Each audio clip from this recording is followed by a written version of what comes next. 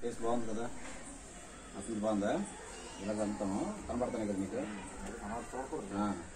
Start చేసే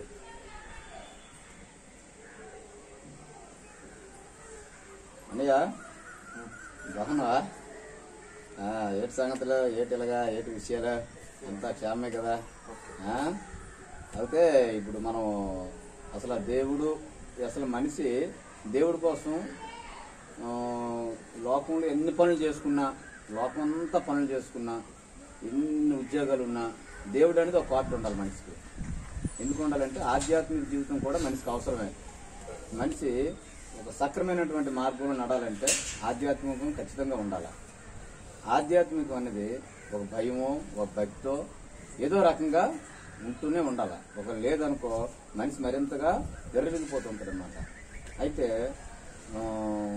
అసలు మరి దేవుడు అసలు ఏంటి? అసలు దేవుడి కోసం మనం సత్యాన్వేషణ చేయాల్సిన అవసరం ఉంది. అసలు ఏది మన మనిషి చచ్చిపోయిన తర్వాత ఏమైనా జీవితం ఉందా లేదా? అయితే జీవితం ఇంత జీవితాన్ని ఎవడివ్వగలడు? ఇచ్చేటువంటి మనగాడు ఎవడు? అలాంటి వాడు ఎవడైనా ఉన్నాడా? లేదంటే ముందుగానే అయిపోయాను, ముందుగా మనం అంటే బ్రతికినంత కాలమే ఒక 70 మనిషి అంతకాలం బ్రతుకుతాడు 70, ఇంకా బలం ఉంటే 80 సంవత్సరాలు. ఆ తర్వాత బతికినా కాలేజీ పడిపోవడం, అనారోగ్యం ఏదో అవుతుంది, బెడ్ రెస్ట్ ఉంటా, అంటే అది ఆయాసంతో కూడుకున్నది. అయితే మనిషి తిన్నాము, పడుకున్నాం, లేచాము, ఉద్యోగాలు చేసుకున్నాం, అంత ఇదే జీవితం కాదు. ఇంకొక జీవితం ఉంది. తల్లి గర్భంలో ఉన్నప్పుడు మనకు ఇంకో ప్రపంచం ఉందన్న సంగతి తెలియదు. ఇప్పుడు ఆ ప్రపంచం, ఇప్పుడు మనం ఇక్కడ వచ్చాం కాబట్టి ఇక్కడికి వచ్చిన తర్వాత ఇంకో ప్రపంచం చూసాం ఈ లోకంలో. తర్వాత ఇక్కడి నుంచి మనం చనిపోయిన తర్వాత శరీరం ఉండిపోద్ది. ఆ తర్వాత ఇంకో ప్రపంచంలోకి వెళ్ళాలి. ఆ ప్రపంచం ఎక్కడ ఉంది? అది ఏంటి అసలు? అది నిజంగా ఉందా లేదా? అసలు దాన్ని ఏ రకంగా మనం ప్రూవ్ చేయగలం? అది ఒకవేళ దానిలోకి వెళ్ళాలంటే ప్రతి మనుషులు కూడా అదే పని చేస్తున్నాడు అన్నమాట. ఎలాగోలాగా నిత్య జీవనంలోకి వెళ్ళాలని చూస్తున్నాడు. నిత్యత్వంలోకి వెళ్ళాలి. నిత్యత్వంలోకి వెళ్ళడానికి ఒక వ్యక్తి అడుగుతాడు. ఒక వ్యక్తి వచ్చి పరిగెట్టి వచ్చి ఒక ఆయన వచ్చి అడుగుతాడు అనమాట. అయ్యా, మేము నిత్య జీవితంలోకి వెళ్ళాలి అంటే నేనేం చేయాలని అడుగుతాడు. మంచి యవనస్తుడు, మంచి టైంలో వచ్చాడు. మంచి యవనస్తుడు వచ్చి, అయ్యా మేము నిత్య జీవనంలోకి వెళ్ళాలి, బోధ కూడా మేము నిత్య జీవనంలోకి వెళ్ళాలని యేసు ప్రభు అని అడుగుతాడు. నిత్య జీవనంలోకి నన్ను ఎందుకు అడుగుతున్నావు? నువ్వు నీకన్నీ తెలుసు కదా అంటాడు.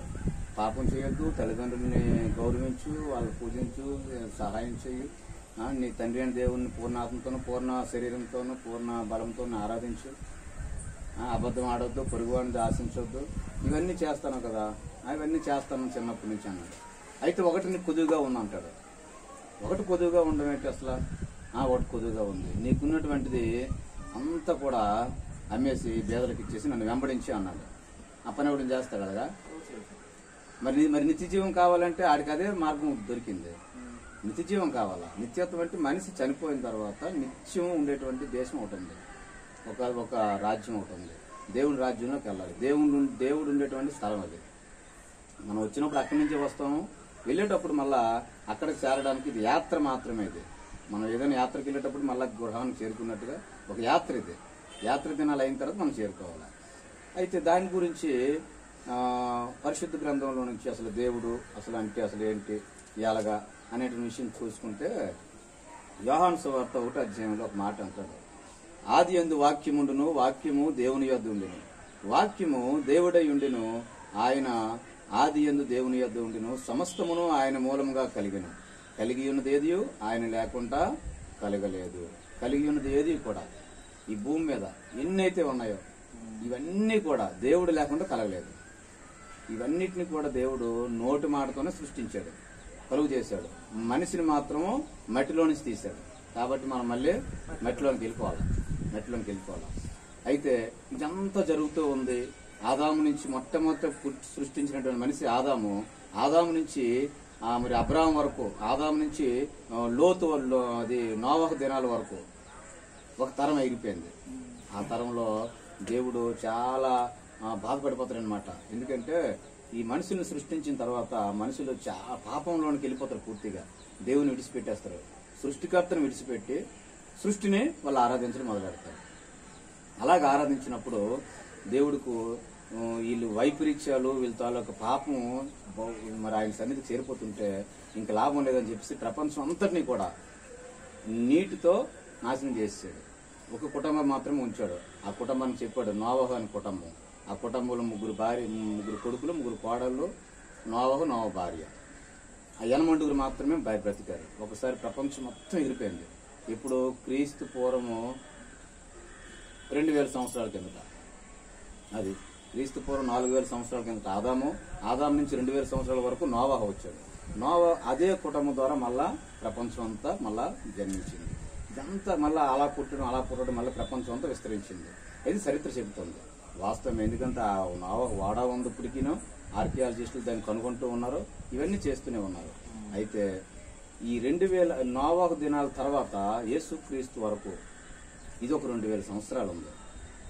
ఈ 2000 సంవత్సరాల్లో కూడా మళ్ళా ప్రజలు దేవుని విడిచిపెట్టి మళ్ళీ లోకం వైపు తిరగడం మొదలెడతారు. ఆ భయం ఉన్నంత వరకే ఉంటారు. ఆ తరం అయిపోతే రెండో తరం వచ్చేసరికి మళ్ళీ వాళ్ళు దేవుని మర్చిపోతారు. ఒక తరమే ఉంటుంది. రెండో తరం వచ్చేసరికి మళ్ళా వాళ్ళు దేవుడు ఏం చేసినట్టు వాళ్ళ ప్రజల్ని, ఇప్పుడు ఇశ్రాయేల్ దేశం ఉంది. యాక్చువల్గా ఈ దేవుని బిడ్డలు ఇశ్రాయేలీలే, మనం కాదు. వాళ్ళు అవిధేయత పొందారు. అవిధేయత అంటే వాళ్ళ బలహీనత మనకు రక్షణ వచ్చింది. ఇవాళ ప్రపంచం అంతా వెళ్ళింది. వాళ్ళ బలహీనత రక్షణ అయితే వాళ్ళ పరిపూర్ణత ఇంకెలా ఉన్నాయి. ఇంకా వాళ్ళు పరిపూర్ణంగా లేరు. వాళ్ళు చాలాసార్లు యూదులందరూ కూడా ఈ విగ్రహారాధనలోకి వెళ్ళిపోయారు పూర్తిగా. విగ్రహారాధనకి వెళ్ళిపోయినటువంటి యూదులు మరి 2000 సంవత్సరాల కిందట ఇవన్నీ జరుగుతూ ఉన్నాయి. మరి యేసుక్రీస్తు గురించి ఒక బైబిల్లోనే చెప్తుందా, లేదంటే ఇతరత్ర ఏమైనా గ్రంథాల్లోనే ఏమైనా చెప్తున్నాయి? ఎందుకంటే గ్రంథాలన్నీ మనుషులు రాసినవి కాదు. వేదాలు ఉన్నాయి, నువ్వు నన్ను రాసిగలమేటట్లు రాయలేమట్లు.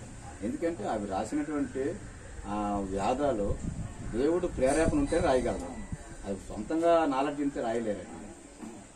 మరి వేదాలు ఏం చెప్తున్నాయి? మరి అన్ని దేవుళ్ళ కోసం చెప్తాను. వేదం అంటే జ్ఞానము, మనిషికి జ్ఞానాన్ని ఇచ్చేది. అయితే యేసుక్రీస్తు గురించి ఏమని చెప్తున్నాయో వేదాలు, ఉపనిషత్తులు ఇవన్నీ కూడాను. మరి బైబిల్ గ్రంథం కూడా ఏం చెప్తుందో? బైబిల్ గ్రంథం అంటే దేవుడు యేసుక్రీస్తు పరిశుద్ధుడు, ఆయనలాగా ఎవరు పుట్టలేదు, ఆయనలాగా ఎవరు జీవించలేదు, ఆయనలాగా ఎవరు చనిపోలేదు, ఆయనలాగా ఎవరు లేవలేదు కూడాను. ఇదే విషయం జరిగింది. ఈ విషయం జరిగినప్పుడు ఈ ప్రపంచం అంతటి కూడా అందరికీ తెలుస్తూనే ఉంటుంది. ఇవన్నీ ఎదురు చూస్తూనే ఉన్నారు చాలా మంది. మరి విద్యావేత్తలు, లేకుంటే చదువుకున్న వాళ్ళు, మరి అగ్రవర్ణాలు ఇవన్నీ తర్కించి చూసి కొంత దాసేస్తాను అన్నమాట. దాచి పెడతాను. బయటకు రానివ్వట్లేదు. బయటకు వస్తే ఒకవేళ వాళ్ళ జీవనోపాధిని పోవచ్చు. ఎందుకంటే ఇప్పుడు క్రైస్తవులు అనేసరికి పెద్దగా నమ్మకాలు ఉండవు, మూఢనమ్మకాలు నమ్మరు, ఎక్కడ కూడా దేన్ని కూడా పట్టించుకోరు. అప్పుడు మరి మ్యాక్సిమం అగ్రవర్ణాలకి గౌరవం ఉండదు. మరి వెళ్ళరు కదా. వాళ్ళకి వెళ్ళాలంటే వాళ్ళు ఏదో రహస్యం దాస్తేనే వాళ్ళకి వెళ్తారు. అయితే యేసుక్రీస్తు గురించి ఒక బైబిల్ గ్రంథంలో చాలా 66 పుస్తకాలు ఉంటాయి. దీంట్లో ఒక బైబిల్ గ్రంథం 66 పుస్తకాలు. 66 పుస్తకాల్లో ప్రతి గ్రంథంలో కూడా ఆయన గురించి రాయబడుతుంది. ఆయన ఎలా పుడతాడు, భూమి మీదకి దేవుడే భూమి మీదకి రావాలా, దేవుడు భూమి మీదకి రావాలి, మనిషి అవతారం ఎత్తాలా, మనిషి అవతారం ఎత్తి మనుషుల్లో కలాలా, మనుషుల బాధలతో ఆయన మమేకం అయిపోవాలా, మనుషుల్లాగా చనిపోవాలా, తిరిగి మనుషులకి విరోధంగా ఆయనకి మహిమ శరీరంతో లెగాలి. ఆయన మనుషులు ఎవడు కూడా చనిపోయి మృత్యుం చేయడం లెగలేదు. ఇది ఈ రోజు వరకు జరగలేదు. చనిపోయి 3 దినాలు అయిన తర్వాత ఆయన లేచి మళ్ళా 40 దినాలు ఈ లోకం అంతటికి కనిపించి, ఇశ్రాయేల్ దేశం అంతా కూడా 40 దినాలు కనిపించి అప్పుడు పరలోకానికి ఆరోహణం అయిపోయాడు. మరి ఇదంతా కూడా బైబిల్ చెప్తుంది. మరి బైబిల్ ఒకటే విషయం ఆధారం అయితే మరి నమ్ముకునే వాళ్ళు విజ్ఞానవంతులు అన్ని రకాలుగా చూస్తూ ఉంటారన్నమాట. అయితే ఏ రకం చూస్తారో చూద్దాం ఒకసారి. యేసుక్రీస్తు యొక్క అవతారం ఎలాగుంటుందో సామవేదం అని ఒక వేదంలోనూ ఒక మాట ఉంటుంది. లిహియ గోప్తారం మహాకౌదిదిన అవ్యాయాన పర్యతాసీన్ అంటే అవతరించిపోవాడు కన్య గర్భాన పశువుల పాకలో జన్మించును. లిహియ గోప్తారం మహాకౌదిదిన అవ్యాయాన పర్యతాసీన్. ఇంకా భవిష్య పురాణంలో ఆయన గురించి అంటది. ఈస పుత్రం చమా విద్ధి కుమారి గర్భ సంభవ మ్లేచ్ఛ ధర్మస్య వక్తారం మహే మసేహుహాం సమాగతః. అంటే దేవుని కుమారుడు కన్య గర్భంన జన్మించాలి. కన్య గర్భాన్న దేవుని కుమారుడు జన్మించాలని యెషయా గ్రంథంలో ఉంటుంది, ఇర్మియా గ్రంథంలో చెప్తాడు. అన్ని మ్యాక్సిమం అన్ని గ్రంథాల్లో తెలియజేస్తూ ఉంటాయి. మరి ఈ బైబిల్ పరిశుద్ధ గ్రంథంలోనూ చెప్తారు, కానీ మరి వేదాల్లోనూ ఉపనిషత్తుల్లోనూ కూడా ఆయన గురించి రాయబడుతుంది. ఆయన గురించి ఎందుకు రాయబడ్డారు, ఆయన గురించి ఎందుకు రాయాలా? మరి ఈ శ్లోకం ఎవరి గురించి? ఈస పుత్రం చమా విద్ధి కుమారి గర్భ సంభవ అంటే కన్యక గర్భాన్న కుమారి గర్భంలో సంభవింప జరగాల, జన్మించాలి. కన్య గర్భాన్ని ఎవరు జన్మించారు? ఎక్కడైనా ఉందా చరిత్ర? ఎక్కడైనా అంటే ఇది ఎప్పుడు రాశాడు? క్రీస్తు పూర్వము 4000 సంవత్సరాల కిందట రాయబడినటువంటి పురాణాలు, వేదాలు. అంటే క్రీస్తు ఎప్పుడు పుట్టాడు? 2000 సంవత్సరాలు అయింది. ఆయనకు పుట్టికి 4000 సంవత్సరాల కిందట ఒక వాల్ పోస్ట్ అంటించారు. ఈ ప్రపంచానికి. అయితే ఆ వాల్ పోస్ట్ ని అంటిస్తున్న వాల్ పోస్ట్ ఏం చేశారంటే అగ్రవర్ణాలు చింపేస్తుండారన్నమాట. అరే దీనిగా ఇది జ్ఞానంగా తెలిసిపోతే మరి మన దగ్గర ఎవరు రారు బాబు, దాన్ని మూసేద్దాం, దాన్ని మూసేసి ఇంకోటి దాన్ని వెలుగులోకి తెద్దాం అనేటువంటి ఆలోచనతో పెట్టారు. అయితే దేవుని కుమారుడు కన్య గర్భంలో జన్మించి ఆయన పాపులను నీతిమంతులుగా చేయుటకు ప్రవక్తగాను మసేహహూం సమాగతః. మసేహహూం అంటే మెస్సయ్యగా అవతరిస్తాడు. ఇంకా ఋగ్వేదంలో ఒక మాట ఉంటుంది. అప్పుడప్పుడు నక్షత్రాన్ని మనం చూస్తూ ఉంటాం. ఒక నక్షత్రాన్ని, ఆ నక్షత్రం అట ఆయన పుట్టినప్పుడు ఒక నక్షత్రం పుడుతుంది అనేసి ఋగ్వేదంలో శ్లోకం ఉంది. అంబస్య పారే భావనస్య మధ్యే నాకస్య వృష్టి మహతో మహీయాన్ శుక్రేణ జ్యోతిఘంషి స అనుప్రవిష్టతః ప్రజాపతి చరతి గర్భే అంతః. అంటే ప్రజాపతి అయినటువంటి దేవుడు భూమి మీద అవతరించినప్పుడు అంబస్య పారే అంటే ఆకాశంలో భావనస్య మధ్యే నాకస్య వృష్టి మహతో మహీయ మహామహిమతో ఒక ఆకాశంలో నక్షత్రం పుడుతుందట. అరే ఇన్ని ఆధారాలు దేవుడు వేదాల ద్వారా ఉపనిషత్తుల ద్వారా లోకానికి అందిస్తూనే ఉన్నాడు. అయితే ఇవన్నీ అందించినప్పటికీ కూడా ఎక్కడ కూడా దాన్ని బయటనే పెట్టనివ్వటం లేదు. కారణం ఏంటంటే ఇలా పెట్టనివ్వట్లేదు. అసలు కారణం అంటే వాళ్ళ తాలూకా ఉనికి పోయే అవకాశాలు ఉంటాయి. ఉనికి కోల్పోతారు. మరి ఇంకెవరు వెళ్ళడానికి అవకాశం ఉండదు. అయితే ఆయన పుట్టినప్పుడు ఒక నక్షత్రం పుడుతుంది, మహామహిమతో ఒక నక్షత్రం పుడుతుంది. ఎందుకంటే యేసు ప్రభు వారు ఆవిర్భవించినప్పుడు సంఖ్యాకాండంలో ఉంటుందన్నమాట. యాకోబులో ఉదయించును నక్షత్రము అంటాడు. ఎందుకంటే దావీదు చిగురును అంటాడు. ఆయన పుట్టేటప్పుడు ఒక నక్షత్రము ఆకాశంలోనూ ఒక నక్షత్రం పుడుతుంది. ఇప్పుడు 2000 సంవత్సరాల కిందట ఒక నక్షత్రం పుట్టింది. ప్రత్యేకమైన నక్షత్రం అది. ఆ నక్షత్రమే తూర్పు దేశపు జ్ఞానుల నక్షత్రాన్ని చూసి ఈ వేదాలు చూసి తూర్పు దేశ జ్ఞానుల దగ్గర ఈ గ్రంథాలు లేవు, మన గ్రంథాలు ఉన్నాయి. ఈ గ్రంథాలన్నీ కూడా చూసి వెలిపించారే ఒక నక్షత్రం పుట్టింది ఏట్రా అనేసి ఆ గ్రంథాలన్నీ తీసి ఆయన దగ్గరికి వెళ్ళారన్నమాట. నక్షత్రం దారి చూపెడితే అప్పుడు ఇజ్రాయెల్ దేశానికి వెళ్ళి అక్కడికి వెళ్ళి పూజ చేసుకొచ్చారు ఆ బాలుని. అయితే ఇంకా మనిషి ఎక్కువగా పాపం చేయడానికే ఉన్నాడు ఎక్కువగా. పాపం అంటే ఇష్టపడుతూ ఉన్నాడు ఎక్కువ. ఎందుకు పాపం ఇష్టపడుతున్నాడు అంటే పాపం ఆకర్షిస్తూ ఉంటుంది. పాపం ఎప్పుడు ఆకర్షిస్తూనే ఉంటుంది. పాపం ఎప్పుడు ఎర్రగా ఉంటుంది పాపం. ఎందుకంటే ఆకర్షణీయంగా ఉంటుంది అన్నమాట. చూడు రైల్వే స్టేషన్లోనూ ఆ జెండా ఎర్ర జెండా ఎడతారు. ఎర్ర జెండా ఎందుకు ఎడతారు? బాబా అట్లా రాదురా ఆపడానికి అసలు గుర్తుంది.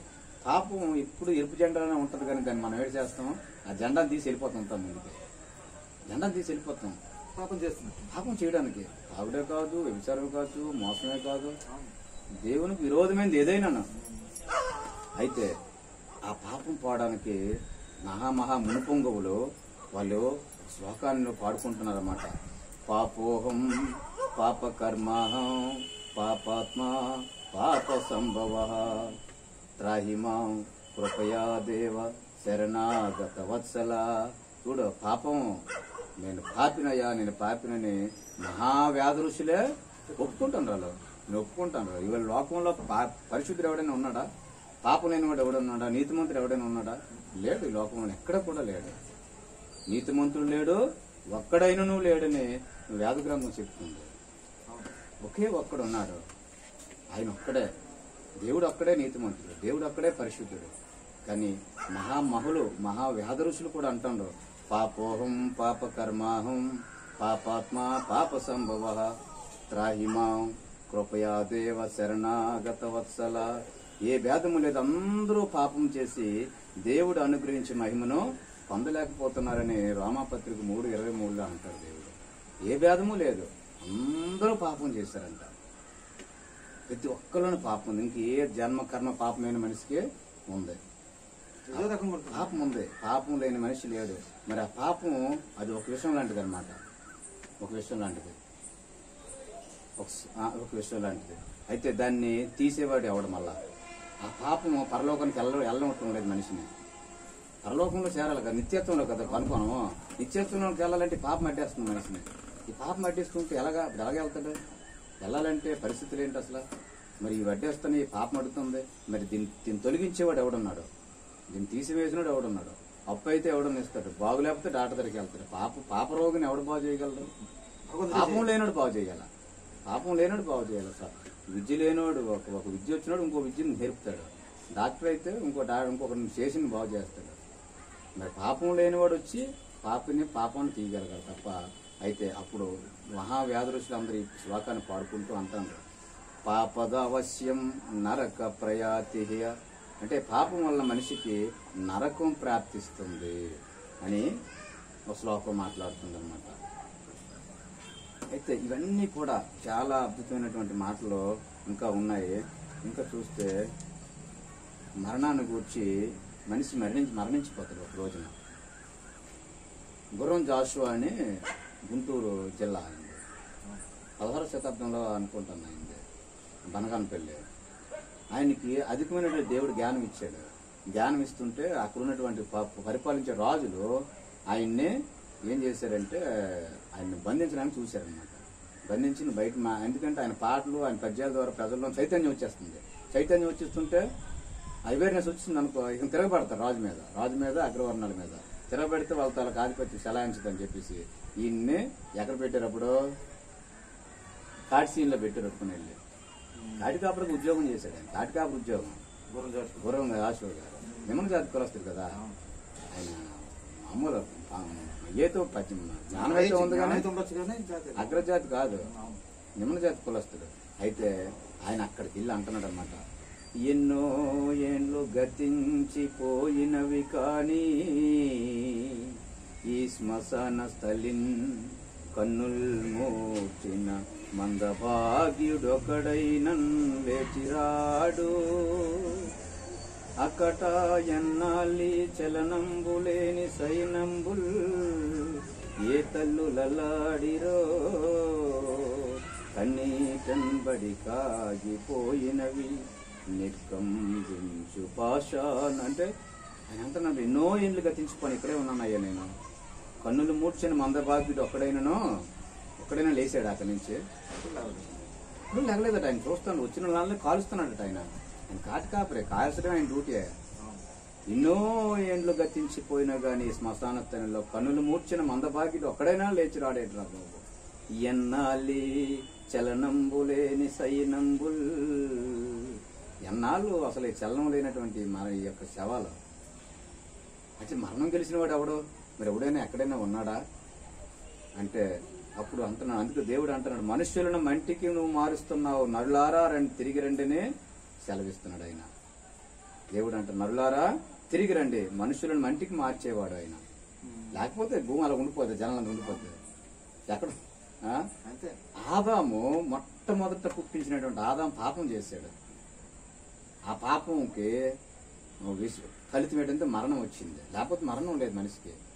దేవుడు వద్దన్నటువంటి చెట్టు పండుని తిన్నాడు. ఆ ఆదాము అవ్వ కలిసి తినేసరికి ఆ పాపం ప్రతి మనిషిలోనూ కూడా ఎంటర్ అయిపోయింది పూర్తిగా. అలాగే ఎంటర్ అయిపోయేసరికి ఇక మనిషికి మరణం వచ్చింది. ఆ మరణం అందుకే దేవుడు ప్రతి ఒక్కరిని కూడా టైం అయిపోగానే పిలుస్తాడు. ఆడు వయసుతో సంబంధం లేదు, ఆ టైం అయిపోగానే పిలిచేస్తాడు అంతే. ఏదో రూపంలో పిలుస్తాడు. హార్ట్ అటాకో లేకపోతే జబ్బో ఏదో ఒకటి, హాస్పిటల్లో మంచం మీద యాక్సిడెంటో నీటిలోనో సూసైడో అయితే బలవంతం చేసుకోవడానికి అయితే లేదు. బలవంతంగా చేసుకోవడానికి దేవుడు అధికారం ఇవ్వలేదు. అది చాలా పొరపాటు. అది ప్రభుత్వాలు చట్టాలు ఒప్పుకోవు, దేవుడు ఒప్పుకోడు. అది నిత్య నరకంలోకి వెళ్ళిపోతారు వాళ్ళు. సత్యాన్ని గ్రహించాలి, సత్యంలో ఉండాలి. దేవుడు పిలిచినప్పుడు వెళ్ళాలి. దేవుడు పిలిచినప్పుడు వెళ్ళాలి. ఆయన పిలుస్తాడు. ఆయన పిలకంటే ఆపడు, ఉంచిడు అక్కడ. నేను ఎవరిని మన పితరులందరూ వెళ్ళిపోయారు. మన తాతలందరూ వెళ్ళిపోలేదా? ఎంతమంది తాతలు వెళ్ళిపోయారు? ఎప్పటికో వెళ్ళిపోయారు అందరూ. అయితే వాళ్ళందరూ ఒక రోజు లెగిస్తారనమాట. మళ్ళా దేవుడు రెండో తీర్పు ఉంది, ఆ తీర్పు నాడు లెగిస్తారు అందరూ కూడా. శవాలన్నీ లెగిస్తాయి. అయితే ఇంకా గుర్రం జాషువా గారు ఇంకేమన్నారంటే, ఈ చోటనే సత్కవీంద్రుని కమ్మని కలము నిపులలో కలిసిపోయే, ఈ చోటనే ఇక్కడే అందరూ ఇక్కడే భూములేలడి రాజన్యుల రాజముద్రికలు అంతరించే అని అందరూ ఎక్కడైనా చచ్చిపోతాను, ఇక్కడే ఉండిపోతాను.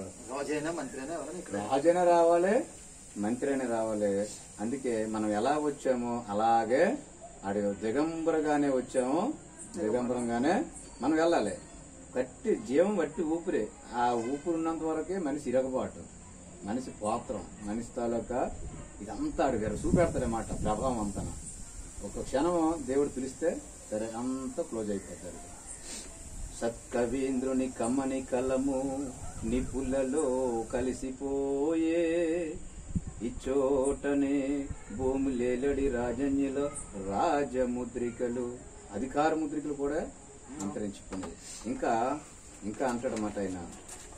ఇంకా వెనకాతలు మన వెనకాత ఏంటి వస్తుంది? ఇంత చేసిన తర్వాత కూడా ఏమైనా వస్తుందా? ఎక్కడికైనా తీసుకెళ్ళగలమా? మరి ఏమి రాదు. మరి ఆస్తి తీసుకెళ్ళలేము, ఇంటి మీద మలతాడు కూడా రాదు, బంగారం రాదు, ఆస్తులు రావు. అయితే అది అప్పుడు ఆయన అంటాడన్నమాట. ఒక కవీశ్వరుడు అంటాడు, అన్నదమ్ములు ఆలు బిడ్డలు కన్న తల్లిదండ్రులు బంధువులు స్నేహితులు వెంటరారు, వెంట వచ్చినదే యశస్సు అదే సత్యము. అంటే ఒక కీర్తి వస్తుందట మనిషికి, ఆత్మ వస్తుందట వెనకాతల. అదే సత్యము. సత్యం అనగా ఆత్మ అన్నమాట. ఆత్మ వస్తుంది మనిషి వెనకాతల. ఆత్మ వచ్చేస్తుంది పైకి, దేవుడి దగ్గరికి వచ్చేస్తుంది. ఆ దేవుడి దగ్గరికి వచ్చిన తర్వాత దేవుడు తీర్పునిస్తాడు అనమాట. ఆయన దేవుడు తీర్పునిస్తాడు. ఇంకా అంటున్నాడు ఆయన. మరి వేమన గారు ఏం చెప్పారంటే దీనికి స్మరణాల గురించి, పుట్టిన జనులెల్ల భూమిలో ఉండిన పట్టున జగంబు పట్టదెప్పుడు యముని లెక్క రీతి నొరుగుచునుందురు. ఆయన లెక్క ప్రకారంగా నరికేస్తుంటాడు రా బాబు, భూమి పట్టదు అని వేమన చాలా చక్కటి మాటలు తెచ్చిపెట్టి మనకి అందించాడు. మరి పుట్టిన వారికి మరణం తప్పదని, మరణించిన వారికి జన్మ తంటే జాతస్య హిద్రువం భగవద్గీతలను 27వ శ్లోకంలో అంటాడు. మృత్యుధ్రువం జన్మ మృతుస్య తస్మాత్ పరి అధ్యేన సతః శోచితు మర్హసి. అందరూ చచ్చిపోతారయ్యా, ఎవరో ఉండరయ్యా. ఎందుకు? నిజమే, నల్లారా తిరిగి రండి అని దేవుడు పిలుస్తున్నాడు. దేవుడు పిలుస్తున్నాడు. ఇంకా అసలు యేసుక్రీస్తు పుట్టుకు చూసాము, ఏ పాపం లేనివాడుగా వేదాలు చెప్తున్నాయి. కన్యగర్భాన్ని అంటే అర్థం ఏంటి? పరపురుషుడికి సంబంధం ఉండకూడదు, అదే కదా కన్య.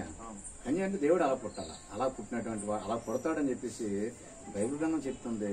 తర్వాత సామవేదం చెప్తుంది, భవిష్య పురాణం చెప్తుంది, ఋగ్వేదం చెప్తుంది. మూడు గ్రంథాలు ఉన్నాయి మన దగ్గర.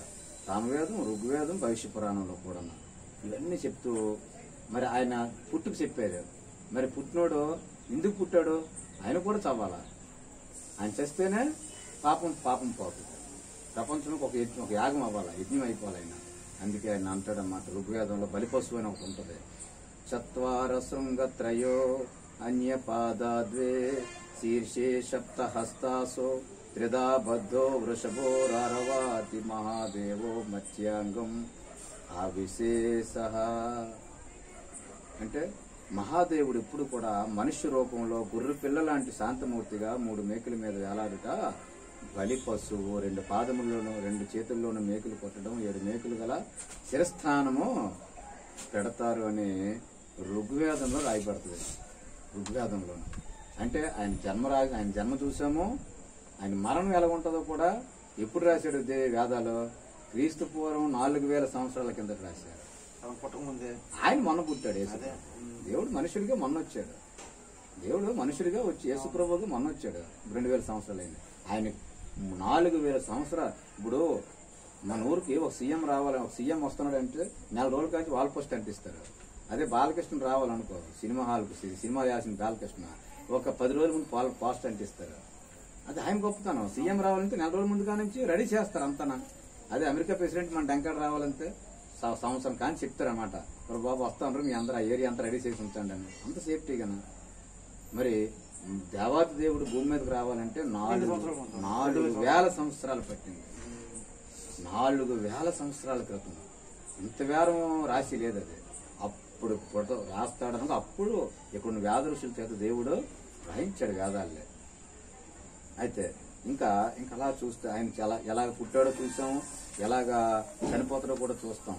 అయితే ఇంకా మరి చనిపోవడం వల్ల అసలు లాభం ఏంటి మనకి? ఆయన చనిపోతే మనకు నష్టం, మనకేంటి లాభము అనేసి అంటే ఆయన సర్వపాప పరిహారం రక్త ప్రోక్షణం అవశ్యం తద్రక్తం పరమాత్మేన పుణ్యదాన బలియాగం. అంటే సర్వపాప పరిహారం, సర్వ పాపాలు కూడా ప్రపంచంలో ప్రతి మనిషి పాపం పోవాలంటే రక్త ప్రోక్షణ అవసరం. అది తద్రక్తం పరమాత్మైన పుణ్యదాన బలియాగం అవ్వాలి. ఆ రక్తం మనం ఏంటి చేస్తామంటే కోళ్ళు, గొడ్లు, మేకలు వేస్తాం. వాటి వల్ల మనిషి పాపం పోదు. అలాగైతే ఒక్క గొర్రె 100 గొర్రెలు వేస్తాడు, పాపం పోద్దంటే. ధనవంతుడు 1000 గొర్రెలు వేస్తాడు. అయితే ఎలా పోద్దంటే పరమాత్ముడే పుణ్యదాన బలియాగం అవ్వాలా. పరమాత్మ కిందకు వచ్చి బలి అవ్వాలా. అందుకు ఋగ్వేదంలో అంటాడు అనమాట. ఋగ్వేదంలో బలిపశువు కోసం ఎన్ని మాటలు ఉన్నాయంటే మచ్చలేనిదిగా ఉండాలి అంటాడు. మచ్చలేనిదిగా ఉండాలి. దానికి ఏ కలంకం ఉండకూడదు ఆ బలిపశువుకి. అంటే ఒక కామ, క్రోధ, మదమోహ, మత్సరాలు గాని ఇవన్నీ ఏ విషయంలోనూ కూడా ఆయన్ని తప్పు, నేరం ఉందని గాని ఏ మచ్చ కూడా కనబడకూడదు. ఒకటోది. అయితే అతనికి ముల్లి కిరీటం మళ్ళీ దాని తలపై ఉంచాలి అని చెప్పేసి ఋగ్వేదంలో యజ్ఞ పశువు కోస్తాల అర్హతలు ఇవన్నీ ఋగ్వేదం అప్పుడే రాశాడు. చూడు, ముల్లి కిరీటం అల్లాలా, రక్తం ప్రవహించినట్లు 4 పాదముల యందు మేకులు కొట్టాలి. దాని చర్మము యాజకులు పంచుకోవాలి. అక్కడ ఉన్నటువంటి ఋతికులు అంటే అక్కడ ఉన్నటువంటి యాజకులు అంత వస్త్రాలు పంచుకోవాలి. ఇలాగ చేస్తే ఎముకల్లో ఒకటైనా ఇరగకూడదు. చేదు రసము బలి పశువుకు తాగించవలను. బలి అయిన పిదప ప్రాణప్రతిష్ఠ చేయవలను. దాని శరీర మాంసము తినవలను. ఇవన్నీ కూడా ఎవరి యందు అసలు ఎప్పుడు జరిగినాయి? అప్పుడు ఎందుకు దేవుడు అంటాడు, లోక పాపమును మోసుకొని పోవచ్చున్న దేవుని గొర్రె పిల్ల అంటాడు. లోక పాపాన్ని అన్నింటినీ మోసుకెళ్ళిపోతాయి. ఇవన్నీ కూడా ఆయనలో ఉన్నాయి. ఆయనకి బలిపశువుగా ఆయనకి ఒక మచ్చ లేదు, ముళ్ళు కిరీటం వెళ్ళారు. ఆయనకి సమస్తం కూడా ఋగ్వేదంలో ఏవైతే అర్హతలు ఉన్నాయో ఆ అర్హతలన్నింటినీ కూడా ఎవరి యందు నిర్మించబడ్డాయి, ఎవరి యందు నెరవేర్చబడ్డాయి అంటే ప్రభు యేసుక్రీస్తు గారు మాత్రమే నెరవేర్చబడ్డాయి. ఎందుకంటే ఆయన అంటే మచ్చలేని వాడు ఎవడూ లేడు ఈ లోకంలో. ఆయనలో మచ్చ కనపడలేదు. నాలో పాపం ఉందని ఎవడు స్థాపించగలడు అంటాడు. నేనే సత్యము, నేనే మార్గము, నేనే జీవము. ఎక్కడికి మా పరలోక రాజ్యం నేనే మార్గం, నేనే సత్యం, నేనే జీవము. నా ద్వారా తప్ప తండ్రి యొద్దకు ఎవడు కూడా రాలేడు. అంటే దేవుని యొద్దకు వెళ్ళాలంటే ఆయన ఒక ల్యాడర్ అనమాట. పరలోకానికి భూమి మీదకి ఒక నిచ్చెన. ఆయన ద్వారా మాత్రమే. అయితే ఇంకా శ్లోకం ఇంకే ఋగ్వేదం అంటాడు, ప్రజాపతి చరతి గర్భేత్వమేన ప్రతి జాయిత్ తుచ్యం ప్రాణ ప్రచాష్టి మా బలిం హరంతయు ప్రాణై ప్రతిష్ఠితి. అంటే స్త్రీ గర్భమును జన్మించి ప్రాణ ప్రతిష్ఠ చేయబడినవాడే మరణం నుండి మళ్ళా తిరిగి పునరుత్థానుడు అవుతాడని తెలియజేయబడుతుంది. ఎలా పుడతాడో రాశాడు, ఎలా జీవించాడో రాశాడు, ఎలా చనిపోతాడో రాశాడు, మళ్ళీ ఎలా బ్రతుకుతాడు చూడు. ప్రాణ ప్రతిష్ఠ చేయబడినవాడై మరణం నుండి తిరిగి లేచి పునరుత్థానుడు అవుతాడు. పునరుత్థానుడైనటువంటి వాడు ఇంకెవడైనా ఎక్కడైనా మనకు కనిపించాడు? ఎక్కడైనా? ఎక్కడా లేడు. ఎక్కడ కూడా లేఖనాలందు మీరు ఎందుకు అలా చూస్తారో దాంట్లో నిత్య జీవం ఉంది అనుకుంటారో అవే నా గురించి చెప్తానే కదా అనేసి దేవుడు అంటాడనమాట. అందుకే ఆయన అంటాడు మాట ఇంకను, మనకి మరి ఎవరి వలన రక్షణ లేదు, రక్షణ కలగదు, ఒక్క యేసుక్రీస్తు నామం వల్ల మాత్రమే మనకు రక్షణ పొందగలం, రక్షణ ఉందనేసి బైబిల్ గ్రంథం తెలియజేస్తూ ఉంటుంది. అయితే నరుడు దేవుని ఎప్పుడైనా చూశాడా? మనిషిని దేవుడు ఎప్పుడైనా చూశాడు? ఎన్ని ఆడుకుంటాను కానీ ఎప్పుడు కూడా నరుడు ఎప్పుడు దేవుడిని చూస్తే చచ్చిపోతాడు. ఒక్క సూర్యుడిని చూడలేము, కోటి సూర్యులు తేజమై ఒక సూర్యుడిని చూడలేము, ఆయన ఎవరో చూడగలరు. మరి ఎలాగా దేవునికి మనిషికి? అప్పుడు అబ్రాహాంతో స్నేహితుల్లాగా ఇంటికి వచ్చి భోజనం చేశాడు దేవుడు. అంటే ఆయన రాగలడు, ఆయనకి సర్వస్వం సాధ్యమే. ఆయన వేషం వేసుకుని రాగలడు, ఒక పంతుల్లాగా రాగలడు, ఒక పాస్టర్లాగా రాగలడు, నీలాగా రాగలడు, నాలాగా రాగలడు, వచ్చి మనతో పాటు. అయితే ఆయన వచ్చాడని మనకి ఎలా తెలుస్తుంది? ఆయనతో స్నేహం చేసినడికే తెలుస్తుంది. ఆయనతో స్నేహం చేసినడికే అలాగే అబ్రాహాంతో భోజనం చేశాడు. మరి తర్వాత చాలా మందితో ఆయన మాట్లాడడం, ఒక స్నేహితుడు వెళ్ళే మోషేతో కూడా మాట్లాడడం చేశాడు. ఇంకా చూస్తే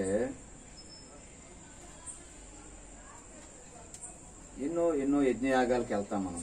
రేటే చిత్తశుద్ధి కానీ జరగకపోతే ఎన్ని చేసినా అది అవుతుంది. ఏంటే నీళ్ళతో 10 మార్లు కళ్ళుకొని కడిగితే మాత్రం అది శుభ్రపడుతుందా? అంటే మనస్సు శుద్ధి చేసుకోవాలా. మనసు శుద్ధి చేయడానికి ఆయన చనిపోయాడు. ఆ రక్తంలో మనం కడుక్కోవాలంటే ఎటు చేయాలంటే మరి ఎట్లేదు, ప్రభువా నేను పాపిని, నన్ను క్షమించు, నన్ను కనికరించు అనేసి అంటే చాలు. ఒక్క మాటతోనే మనకు రక్షణ వచ్చేస్తుంది. ఒక్క మాటతోనే. ఏంటి ఇంకా ఈ ఎక్కువగా మనకి విగ్రహాల గురించి ఎక్కువగా ఉంటుంది. ఏంటి విగ్రహాల గురించి ముగిస్తాం 5 నిమిషాలు. విగ్రహాల గురించి ఎక్కువగా ఉంటుంది మనకి. ఎందుకంటే మరి వేమన అంటాడన్నమాట, శిలను ప్రతిమ చేసి చీకటింటను పెట్టి మ్రొక్కవలదు వెర్రి మూడులారా. మనం ఏంటి చేస్తాం? బజార్లో బొమ్మ తెస్తాం, పూజ అన్ని చేస్తాం. ఊళ్ళ ముందే బ్రహ్మ ముందట తెలియదా? ఊళ్ళ ముందే బ్రహ్మ ఉన్నాడు కదరా బాబు, అక్కడేం తెస్తాను, ఎన్ని తెచ్చి అన్ని చేస్తాను నువ్వు అనేసి అంటాడన్నమాట. ఇంకా రాతి బొమ్మలకేలా రొంగైన ఒలవలు, గుళ్ళు గోపురములు కుంభములు గూడు గుడ్డత గోరునాదేవు అని దేవుడికి ఇవన్నీ అవసరం లేదు. మనం వేస్తాం ఆభరణాలు, ఇవన్నీ రాజకీయం చేసుకుంటాను. మనిషి జ్ఞానం విగ్రహాల వైపు వెళ్తుంది. వేమన అంటాడు, వద్దురాబాబు అది తెల్లొద్దు నువ్వు అని. దేవుడు అంటాడు, నాకన్నా సమీపంగా ఉన్న దేవుడు ఎవడైనా ఉన్నాడా? నా దగ్గరికి మీరు ఎక్కడికి రావద్దు, నేనే నీ దగ్గరికి వస్తాను అంటున్నాడు. నేనే నీ దగ్గరికి వస్తాను, నీతో కలిసి ఉంటాను, నీతోనే జీవిస్తాను, నీతోనే ఉంటాను అంటున్నాడు దేవుడు. మనం వచ్చి ఎక్కడెక్కడికో యాత్రలు దేవుడిని ఎత్తుక్కోండి. దేవుడు ఎక్కడో దాగినంత కొండకో వెతుకులాడే వేళ కన్ను తెరిచిన కానబడడో మనిషి మాతృడి ఎందు లేదు అనేసి గురజాడ అప్పారావు గారు ఈ మాట అంటారు. ఏంటే ఇంకా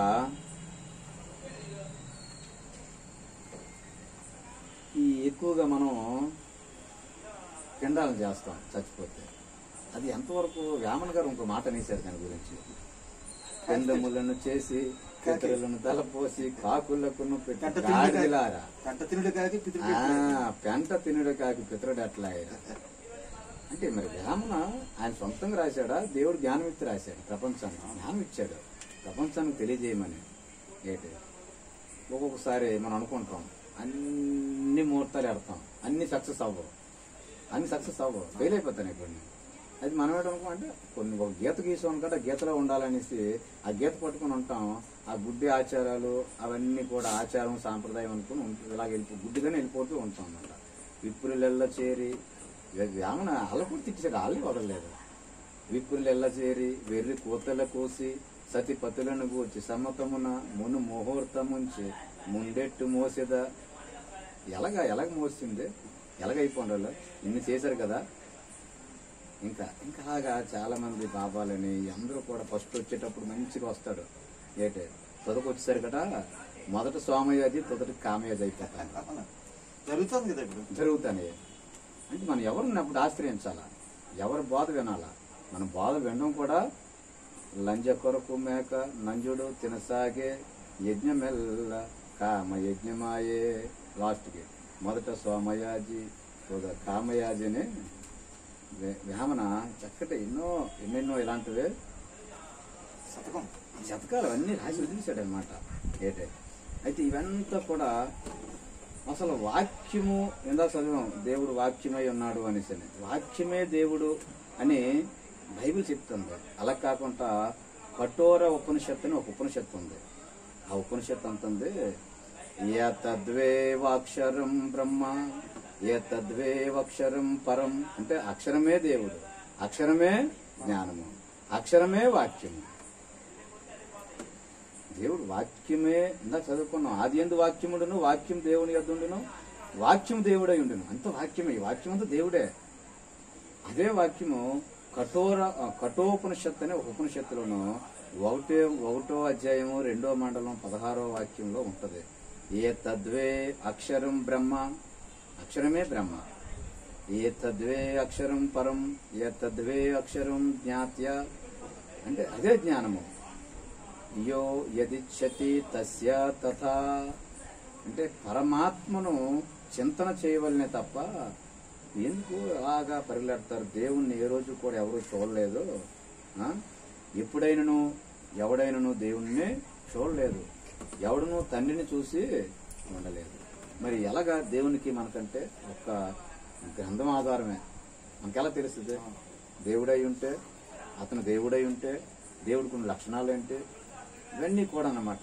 పరిశుద్ధుడిగా ఉండాలి, పాపం లేనివాడిగా ఉండాలి, మృత్యుంజయుడై ఉండాలి, మన ప్రార్థన ఆలకించినవాడై ఉండాలి, మన సమస్యలు విడదీసినవాడై ఉండాలి, సమస్యలు విడదీసినవాడై ఉండాలి, విడిపించినవాడై ఉండాలి. ఫైనల్కి వచ్చేసరికి దేవుని రాజ్యంలోనికి చేరేటువంటి అవకాశం ఉండాలి. దేవుని రాజ్యంలో చేరాలి. దేవుని రాజ్యంలో ఎప్పుడైతే మనిషి చేరుతాడో దానికి ఒక నిశ్చయం లాంటిది అనమాట. ఎవరైతే నేను పాపి నేను ఒప్పుకుంటారు, వ్యాధాలు ఎవరు వాళ్ళందరూ ఒప్పుకున్నారు. ఎంతమందో ఉపనిషత్తులు, ఎంతమందో ఋషులు, మహారుషులు అందరూ ఒప్పుకుంటారు. మనం ఒప్పుకోవట్లేదు, ఇది మనిషి ఒప్పుకోవట్లేదు.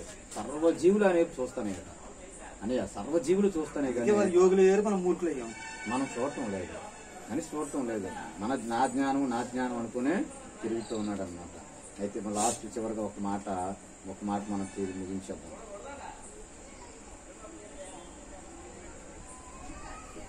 ఒక మనుషుని ద్వారా పాపము ద్వారా మరణమును లోకంలో ఎలాగూ ప్రవేశించినో అలాగనే మనుషులందరూ పాపము చేసినందున మరణం అందరికీ సంప్రాప్తం అయిపోయింది అనమాట. ఎందుకంటే ఒక మనుషుని ద్వారా పాపం వచ్చింది. ఆదాం పాపం చేశాడు, దేవుడు వద్దని మాట పండు తిన్నాడు, వద్దని పని చేశాడు, పుట్టించినోడే. తర్వాత ఆ పాప మనిషి అందరికీ వచ్చింది, అందరికీ మరణం వచ్చింది. అయితే దేవుడు ఎందుకు వచ్చాడంటే, మనం ఇంకా పాపులమై ఉండగానే క్రీస్తు మన కొరకు చనిపోయాడు. ఇప్పుడు ఆయన రక్తం వలన ఇప్పుడు నీతిమంతులుగా తీర్చబడి మరింత నిశ్చయముగా ఆయన ద్వారా ఉగ్రత నుంచి రక్షింపబడదము. ఒక ఉగ్రత ఉంది లోకం మీదకి, అది మన ఈ లోకం మీదకి ఉంది. ఆ ఉగ్రత నుంచి రక్షించబడాలంటే పాపులమై ఉండగానే క్రీస్తు మన కొరకు దేవుడు చనిపోయాడు అని క్రీస్తు శాఖం 1వ శతాబ్దంలో రాయబడింది. ఇది చనిపోయాడని ఆయన వచ్చి వెళ్ళిపోయిన తర్వాత రాశాడు పౌలు గారు. ఇందాక చదివింది 4000 సంవత్సరాల కిందటే రాశాడు. అప్పుడే రాశారు. ఇంకా పేతురు గారు అంటారన్నమాట. ఇంకా పేతురు గారు ఫిలిప్పీలు రాసిన పత్రికలు అంటాడు, ఇగో ఆయన దేవుని స్వరూపం కలిగిన వాడై ఉండి దేవునితో సమానముగా ఉండుట విడిచిపెట్టకూడని భాగ్యమును ఎంచుకోలేదు గాని మనుషుని పోలికగా పుట్టి దాసుని స్వరూపం ధరించుకుని తన్ను తాను వ్యక్తునిగా చేసుకున్నాను. మనుషుడిగా పుట్టాడు, దాసుని స్వరూపం ధరించుకున్నాడు. అంటే ఒక బలహీనుడిగా భూమి మీద జన్మించాడు, ఒక దాసుడిగా, ఒక బానిసగా భూమి మీదకి వచ్చాడు అంతే. ఆయన ఒక పెద్ద ధనవంతుల ఇంట్లో పుట్టి భాగభాగ్యం అనుభవించడానికి రాలేదు. కానీ ఆయన ఎవరై ఉన్నారట? దేవుని స్వరూపం కలిగిన వాడై ఉంది, దేవునితో సమానంగా ఉండుట విడిచిపెట్టకూడని భాగ్యం. అది ఎందుకు ఎవరు విడిచిపెడతాడు? ప్రధాన మీద పోస్ట్ విడిచిపెట్టి పాకి పని చేయడం చేస్తాడా? చేయడు కదా. కానీ ఆయన విడిచిపెట్టకూడని భాగ్యం ఆయన ఎంచుకోలేదు, విడిచిపెట్టాడు అంతే. విడిచిపెట్టి భూమి మీదకి వచ్చాడు. అందుకే ఆయన గురించి ఆయన అంటాడు, మరి మనుషుల పోలికగా పుట్టి దాసుని స్వరూపం ధరించుకొని తన్ను తానుగానే రిక్తునిగా తగ్గించుకున్నాడు అన్నమాట. ఆయన తగ్గించుకోవడం కూడా జరిగింది. ఇంకా పేతురు రాసినటువంటి ఈ పత్రికలో ఒక మాట, ఆయన జన్మ చూసాము, ఆయన పాపం చూసాము, ఆయన తాలూకా ఇది చూసాము.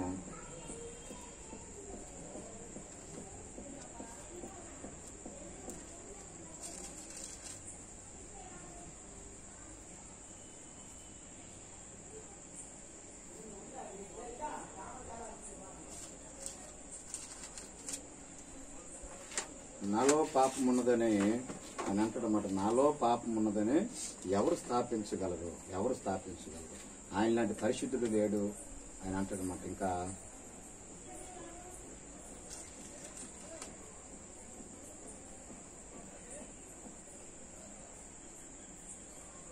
అయితే దేవుడు అంటే అది ప్రేమ అంతే, మరి ఇంకేం లేదు. దేవుడు ప్రేమమయుడై ఉన్నాడు అంతే.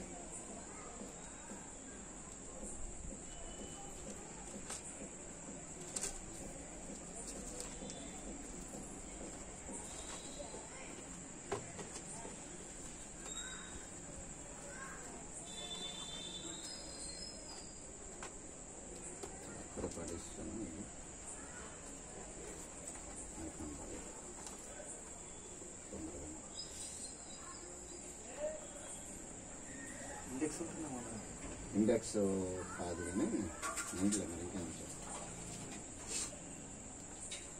అయితే మరి చివరిగా ఆయన లాంటి జన్మ లేదు, ఆయన లాంటి పుట్టుక లేదు, ఆయన లాంటి జీవితం జీవించలేదు, ఆయన లాంటి మరణాన్ని ఎవడూ పొందలేదు, ఆయనలాగా తిరిగి జీవించలేదు. ఇది ఆయన పరిశుద్ధంగానే పుట్టాడు, పరిశుద్ధంగానే జీవించాడు, పరిశుద్ధంగానే చనిపోయాడు, పరిశుద్ధంగానే ఆయన లెగిశాడు. పునరుత్థానమైనటువంటి వాడు దేవుడు ఒక మాట చెప్తున్నాడు అన్నమాట. ఇదిగో ఆకాశము భూమియు, ఇప్పుడున్నటువంటి ఆకాశం భూమి అంట, ఒకప్పుడు ఆకాశము భూమి ఏమైంది, ఆకాశం నుంచి వర్షం కురిసి భూమి అంతా నాశనం అయిపోయింది ఒకసారి. మరి ఇప్పుడున్నటువంటి ఆకాశము భూమి అట భక్తిహీనుల తీర్పును నాశనమును జరుగు దినము వరకు అగ్ని కొరకు నిల్వ చేయబడినది, అదే వాక్యము వలన భద్రం చేయబడి ఉన్నది. అంటే ఇదంతా కూడా అగ్ని చేత మరి అగ్ని కొరకు నిల్వ చేయబడుతున్నట్టు అంతా భూమి ఆకాశం. ఒకరోజు అంతా కూడా నాశనం చేస్తాడు దేవుడు. 1000 ఏళ్ళ పాలన ఉంటుంది భూమి మీద. అందు ఎలా అనగా ప్రభు దృష్టికి ఒక దినము 1000 సంవత్సరములు. అంచేతను ఎవడూ నశించటగా ఆయనకి ఇష్టం లేదు, మారు మనసు పొందాలా. ఆయన ఉద్దేశం ఏంటంటే మారు మనసు పొందాలని కోరుచు మీ ఎడల దీర్ఘశాంతం గలవాడై ఉన్నాడు. దీర్ఘశాంతము మహాధ్వనితో ఆకాశములు గతించిపోవును, పంచభూతములు మిక్కుటమైన వ్యాండ్రముతో లయమైపోతాయి. పంచభూతాలన్నీ కూడా లయమైపోతాయి, మహావ్యాండ్రంతో లయమైపోతాయి. అంచేతని మరి దేవుడి మాటలని మనకి ఇచ్చాడు కాబట్టి ఈ మాటలు బట్టి దేవునికి స్తోత్రాలు చెప్పి చిన్న ప్రార్థన చేసుకుంటాను. ఓకే, చిన్న 2 సెకండ్లు ప్రార్థన చేసుకున్నాం కళ్ళు మూసుకున్నట్లయితే. మహాదేవుడా, మహోన్నతుడా, నీకు వందనాలు నాయన. సర్వోన్నతుడైన తండ్రి, సర్వశక్తిమంతుడా, ప్రభా మేము పాపులు నాయన, మమ్మల్ని క్షమించండి. ఇదిగో ప్రభా నీ దాసుడు నీ కుమారుని తీసుకుని వచ్చావు ప్రభా. మా ఇద్దరం కలిసి నీ మాటలు అనేకం మేము జ్ఞాపకం చేసుకున్నాం. నువ్వు ఇచ్చినటువంటి సమయాన్ని బట్టి నీకు స్తోత్రాలు. ఇదిగోనైనా ఆయనకు కూడా మారు మనసునివ్వండి, కుటుంబానికి రక్షణ ఇవ్వండి. అయినా తన యొక్క కుమార్తె, తన వాళ్ళ యొక్క బిడ్డలు, తన భార్య, తన కుటుంబీకులు, తన ప్రభా అన్న కుటుంబీకులు, తన అక్కజల్లుల కుటుంబీకులు అందరినీ హస్తాలకు అప్పగిస్తున్నాను ప్రభా. నీ హస్తాన్ని కాపుదల హస్తాన్ని ఉంచండి ఆయన. ఏ కీడు వాటిల్కుండా సహాయం చేయండి. నీ కృపలో బలపరచండి. నీ బలమైన హస్తాన్ని ఉంచండి ప్రభా. ఇదిగో తండ్రి, కోడి తన రెక్కల కింద కాపాడుతున్నట్లుగా అనుక్షణము వాళ్ళు చేస్తున్నటువంటి వాళ్ళ జీవనోపాధులు, వాళ్ళు చేస్తున్న పనుల్లో, వాళ్ళ ఉద్యోగాల్లో ప్రభా, వాళ్ళ ఈ లోకంలో ఉన్నంత వరకు ప్రభా నీ కాపుదల హస్తాన్ని ఉంచి, అన్నిటికన్నా ప్రాముఖ్యమైనది ప్రభా నిత్యత్వం కొరకు ఎదురు చూసే మారు మనసును బిడ్డలందరికీ రక్షణ దయచేయమని మరొకసారి నీ తరుణమిస్తే మరొకసారి మీ అందరం కలిసి నీ స్తుతించే భాగ్యం అనిపించింది. యేసుక్రీస్తు వారి పేరట చిన్న ప్రార్థన అడిగి వేడుకుంటున్నాం తండ్రి. ఆమేన్.